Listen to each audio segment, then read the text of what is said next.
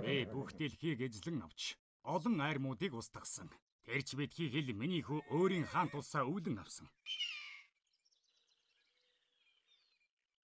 Тиймээс одоо элдэм буулгаж үлдсэн он жилүүдээ амар амгалан энх тайван өнгөрөх цаг болсон байх.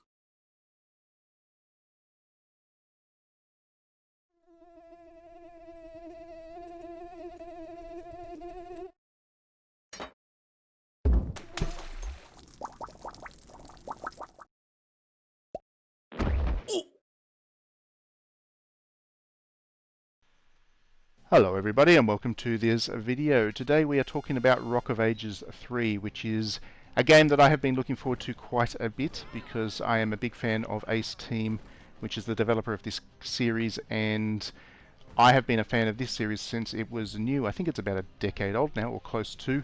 The original one came out on the PlayStation 3 and I have kept up with it ever since. This one is in pretty much every way the ultimate version of what Ace Team set out to achieve with that original game all those years ago. And I've got a full review going up on digitallydownloaded.net as well that you can check for my full and comprehensive thoughts on the game. I'm also using this video as an opportunity to test yet another headset. I do keep doing those at the moment, but Epos Sennheiser have sent me another one to test. This is the GSP 600, which is a wired headset, sorry. I hope it is nice and clear and we can have fun as we have a chat about what is a pretty wild good time. If you've never played a Rock of Ages game before, then the best way to describe it, it is quite unique and therefore a little bit difficult to describe, but the best way to describe it is a mix of Super Monkey Ball, which is Sega's series where you have to roll a ball to a goal at the end, and also tower defense. So the game's broken up into two sections. In one section you are doing what I'm doing right on the screen now, and that is building towers up, which are then designed to block your enemy from attacking your castle, which is at the bottom of a pathway. The way that your enemy attacks the castle is rolling a boulder down that pathway, gathering momentum, avoiding your obstacles, and smashing into the castle wall at the end. Now, the more damage that the ball takes, the less damage it does to your castle. So you want to do as much damage as possible, if not destroy the boulder completely, so that your castle doesn't take too much damage. But then you get a chance to get revenge, which is what I'm doing right now as well. So once your team have built up a boulder of their own, you get to then roll it down the hill. And you need to avoid your enemies' obstacles that they set up. Now each person has their own pathway, so the pathway that I'm on here is not the pathway that my opponent is on, because otherwise I would be putting up defenses to try and block myself. So it is exactly that. It is tower defense. It's kind of asynchronous in the sense that you never actually can compete directly with your opponent, at least in the basic version of this game. You're always kind of competing side by side for who can achieve the objective the fastest, with the objective obviously being to smash up your opponent's castle. This is how Rock of Ages has always operated, and it has been very successful. The base formula is so good. Really all that Ace Team have had to do is build on it from one iteration to the next. So Rock of Ages 3 doesn't do too much new with the formula. It does add some new towers to to set up to defend your castle. It adds some new boulders which you can use to get different advantages when trying to roll down the hill. So some boulders are faster but less accurate in terms of their ability to turn. Some do more damage. Some are kind of glass cannon in that they'll do a lot of damage if they get down to the bottom, but they are very fragile and can be easily destroyed. So there's more of all of that stuff. Rock of Ages 3 is really a case of throwing a lot more into the game, but that's really all they needed to do. There was nothing fundamentally wrong with the original game, so building on that has been a worthwhile process as well, in terms of making sure that the vision that the game originally had, which was a little bit basic, has been fully developed by this point in time. Now, the other thing that Rock of Ages 3 does a whole lot more of is give you a lot more to do, and a lot of that comes from the ability to build your own levels now. So you can create your own pathways and challenges and mazes and really challenge your friends and family and randoms on the internet if you want to try and overcome those kinds of challenges as well.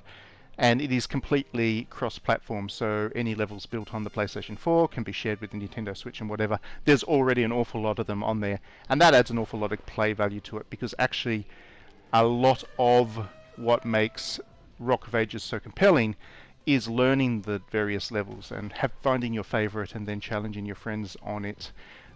So the fact that they've been able to include a full creator, and a pretty comprehensive one as well, for a core element, it really does add an awful lot to the game, and I think that people will get a real kick out of sharing these at least as much as they would with a Super Mario Maker, for example. I think that this game's creator is just as valuable as that. The other thing that they've done, there's a couple of different alternative ways of playing. Honestly, I can't remember if these were part of Rock of Ages 1 or 2, but they're certainly a big part of Rock of Ages 3, and that is things like skee ball. Now, if you remember right at the start of the video, you would have seen a bit of skee ball, where you need to roll the boulder down the hill at the same time as an opponent, so you're directly competing with them in that case, but you need to hit a bunch of targets on the way to get a point score up, and then hurl the boulder into a giant skee ball board in order to get a multiplier to that score, and the winner is the person that has the most points over 3 rounds. There's also a couple of other modes. You'll see later on in this one me screwing up a time trial where you need to try and get the boulder down the hill as fast as possible, because the boulder happens to be a bomb, and if the bomb blows up then you obviously don't complete the level. Those modes I find to be interesting, but not necessarily essential to the game. Unfortunately, the single player mode makes those essential, because you get stars for them, and you can't unlock later levels without having enough stars, and you don't get enough stars from playing just the basic levels to unlock the later levels, so you're kind of forced to play those additional things, and that's a little bit disappointing. As I say in my review, that's the one thing I found disappointing with this game, that I wanted to make progress through the story, but I was forced to play these things that I wasn't finding that engaging compared to the real game in order to unlock them. And the story mode is excellent. Well, you can probably guess that this thing is better in multiplayer. It's just designed around that kind of competitive spirit thing and party play, and you can play 4-player online or 2-player offline. While the multiplayer is definitely the focus of the game, there is some truly hilarious single-player stuff in here. It's very Monty Python-esque in style. The team at Ace Team are obviously very big fans of everything to do with Monty Python, from its sense of humour, which is a little bit surreal and on the silly side of things, to the actual aesthetics that they use in their skits. All of that is really perfectly captured in this, to the point that Monty Python might want to consider some legal action. I'm only joking, of course. I wouldn't want Monty Python to do that, but it is very true to the Monty Python aesthetic and spirit, and I think that Ace Team's absolutely nailed that. I wanted to spend so much more time with that in the single player, but I was forced to do those kinds of mini games, which I didn't find particularly interesting, and didn't add anything to the story either. So that's the one problem I have with this game, and it is a pretty minor one. I still managed to get through it because those story sequences are really worthwhile. You go on a trip through history and fight various legends of world history, from Genghis Khan to Julius Caesar, and it's all just done in a very silly way with some of the best cutscenes I think that you can find in video games, to be honest. I love this game. I think that Rock of Ages is one of those really kind of special indie things that not everybody has played, but the people who do play it really discover it. And for me, it's with the Worms series kind of declining, is that silly fun but actually quite competitive multiplayer thing. I think that Rock of Ages has actually been the one to replace that. This is the kind of game that you can just break out at parties and have just so much fun with. It doesn't really matter your level of skill, because it's just nonsense. But if you are good at it, then it can actually become very competitive as well. Anyway, please do check out my review on digitallydownloaded.net. I love this game.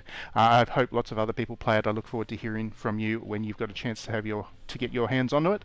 And if you are a Rock of Ages fan, do drop in and say hello, because I'd love to hear from you. Please do like and subscribe if you enjoy my videos. Please do consider backing me on Patreon, because even $1 a month helps me to expand what I'm doing with this thing. And we will definitely see you at the next video. We've got a lot to talk about this week. Should be good fun. Have a great week if I don't see you at any of the other videos. And yeah, we'll see you next time.